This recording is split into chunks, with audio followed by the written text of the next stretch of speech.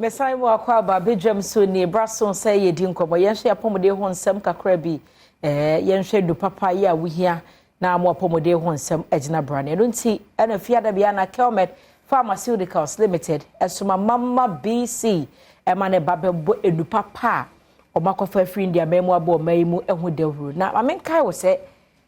really herbal ahabedurasem ena ye kent me ko mama BC ho na yedi nkomo mama BC yes na mbombo ko de na me Adom na so o mesmo ho ye but your t-shirt de you know advert me nyina na ye so ya fam de brem right am so fa more life bi life musu mbo bi ye o line no eti na ye mbo nro no so ne yemhwe bebi e ba begina no ne ni ho nkomo yi yo madam atiefo ase na mada mahwefo nso ase anope se mo hu mi a me din di mama BC ba akope ye nnuro ho adwuma ye kra nnuro efi India maimu eba o maimu ha se me kan ye kra nnuro a me fi Kelmed Pharmaceuticals Limited nnuro no ebi ne BC 56 cream a eye ekuro edru ana ye wo Mollis massage oil a eno ye oil a ye destra enkwala ena iolate grape water a ye de ma enkwala no ena pie leaf eno ye cocoa edru a broni beka se hemorrhage ana se piles na ene no ye begina BC 56 ne so na ya ka pie leaf no so kakra aka ho okay nti starting free BC and starting free pie leaf ye be fi pie leaf ne be BC okay sa pie leaf na ye wo niate de ene ye wo de mini kwaye mu no okay ye di ho nkomo yo se ye ka pie leaf ye haban no a ye de fi India maimu eye koko ho adwuma ensa ye fuyale ensa kuru na mum koko a epie ewo woto anase ne ye hye wumu no ni beka se internal na external enne esi eyi ne so no nti monhwe na monfa na monkotobi se ka pie liver koko a oye stubborn medical kan ne mane dance no fi afoforo ho no eye habando any side effect bia na esan ye edura wonom a anasa wo de yeso a ekwa emabiem enso yare no na mmom etu ni free ho kra koko wo dada no a ekwa obesen aba se wanom pie leaf na sa epie woto na sa ukona se a doctor for your surgery ebese aba ebesi afifi na mmom ko na kope pie leaf tablet and an ointment eyentafo wonom no enya pie wo mu na wa ma wani anko ho a ebepie oto broni beka se ebepie wo anus ehonso na ede asem no eba no se ebe pie sa no a eni moja enenam ebeye kese ebehuhu na pie eho na wo moja so bete koko ye wa wotokwan no ehyehyew eye wo ya chese moja tu wonni ahotokora wontimi ntenase enanu me wo ho na omo frame wo phone so me call baby ma me anya asam keto penny kakra wotena akwanwam wontimi ntenase enne wodi adanse oso no kura beton bi ntimi ntena ho ema koko enni wonya pie leaf ointment ne tablet ene sesei ewo edwaman so a yeto eno ni edro papa no enkonkoto edro bia enkoto sika ngu sebe ene sika ho ayeden nti kwana kope pie leaf tablet ene ni ointment na yusu me se me nchare ho no meko BC 56 eno sei na tie pacho ye de beto screen no so na mahwe ena no omo se omu hu ni yiye omu hu ni yiye ena din BC 56 ye ka BC a B for boy and a C no for Charles and I say cat na 56 5 and 6 5 and 6 mo bi mfa bibia and na daw ekrom edro wan so aka me da kofa bi fi India man mu aba say na tie na me kan say ekura ye wo kuro ahoro mienu opened and a closed open no ho asem and ye ka no se ekuro ni te sen wa hyehye mpumpunja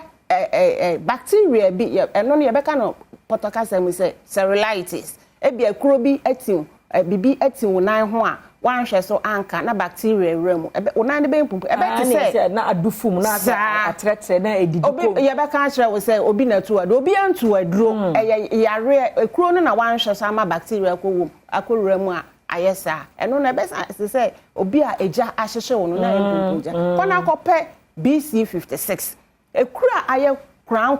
ada wo knife anase wo onipadua na kwa baabi for so many years a enwu aye te say esro na wo asiafo BC wagwai ni awo no nsuo na atamu na ewe wakodompe mu a doctor akwa doctor be ka che kona akotwa x-ray bi a ye frɛ no Doppler no eno no ye de hwe wudompe ni sa asa ya o ne ye twa afiri ho no da bi kona akope BC56 say BC56 wo de ye kroso a esa ase ye adwuma firi ase kokora asa na baani wo de to so no say ye cream nti edodoko inside eye soro no ho adwuma na enyu kwa ase nti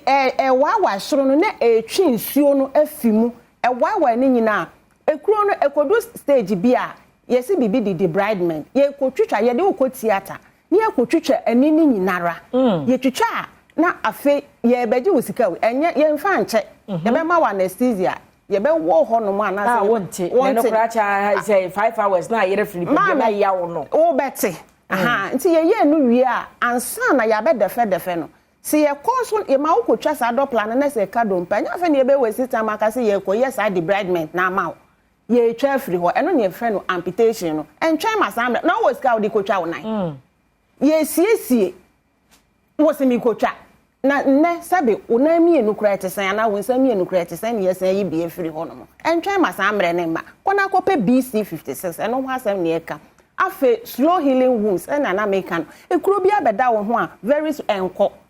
yes me immune system wo low enti me nkwamwa na ewo me hunamu no enti me fight ekuro no ma ni ngu kona kope BC56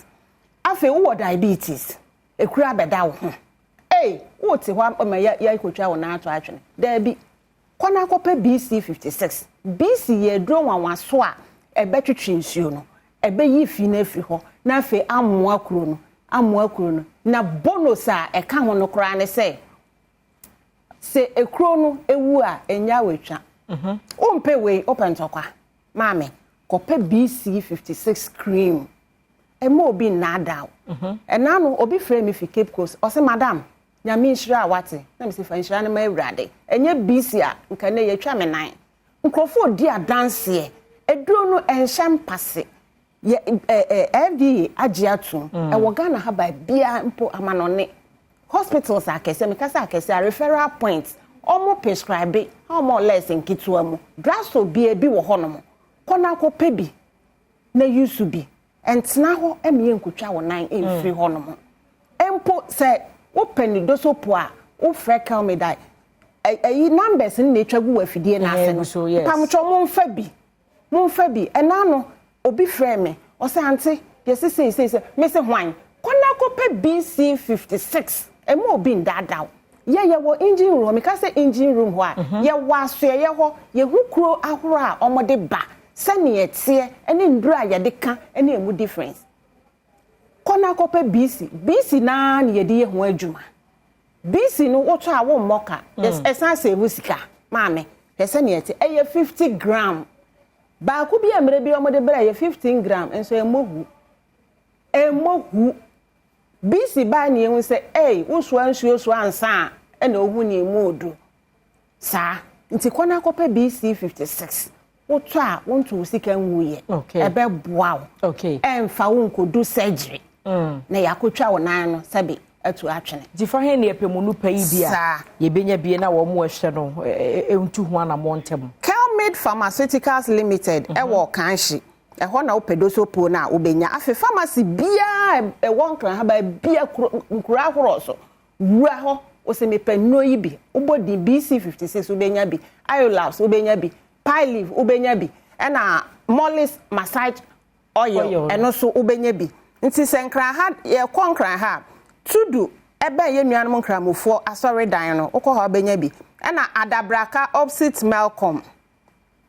na okanshi na plaza edan mu ho a Elohim ewo Adepa house yedu ashama so a opposite menya krobo obenya bi Madina opposite Malcolm ye kokofodua Gapsin Pharmacy Badwam Pharmacy eno ye kofodua Sunyani Green Light Pharmacy Mose Pharmacy 6 Stars Pharmacy ubenye bi ena Kumase Coastal Pharmacy Freddie Men's Pharmacy ubenye bi ena Obuase Smart Herbal Shop ubenye bi ena Cape Coast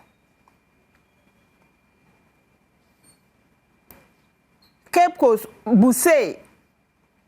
Pharmacy ubenye bi Sankotes Pharmacy ubenye bi Pena Herbal Shop ena Ashin Pharmacy. Yes, numbers no yonko. Yes.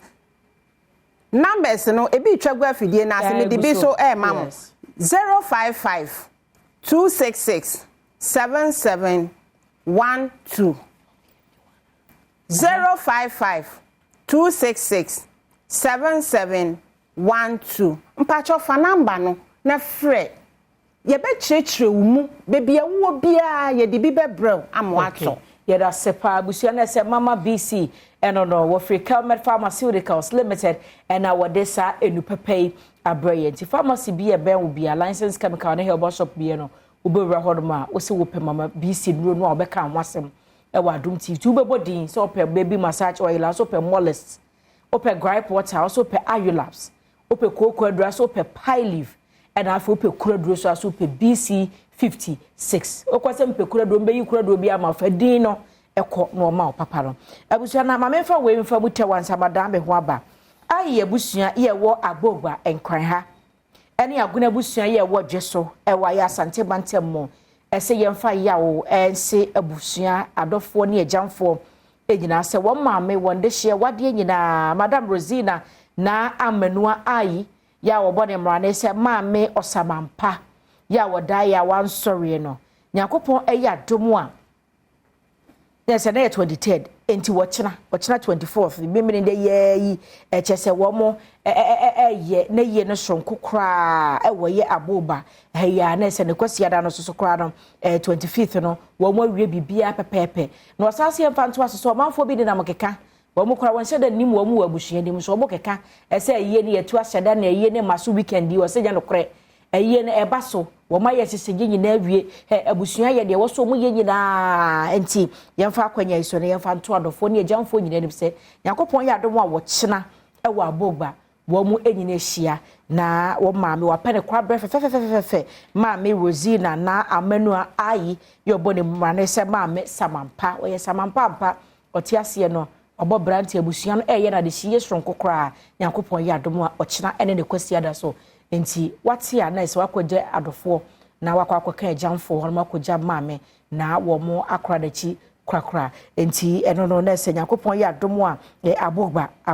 abogba he ya won kra ha na chese ebekoso enti wo mo wadwuso nyina bedru abusua ni nyina aba enti adofo de ese ye twan mo se kyena wo ba beka abusua ho na ya ye ne kama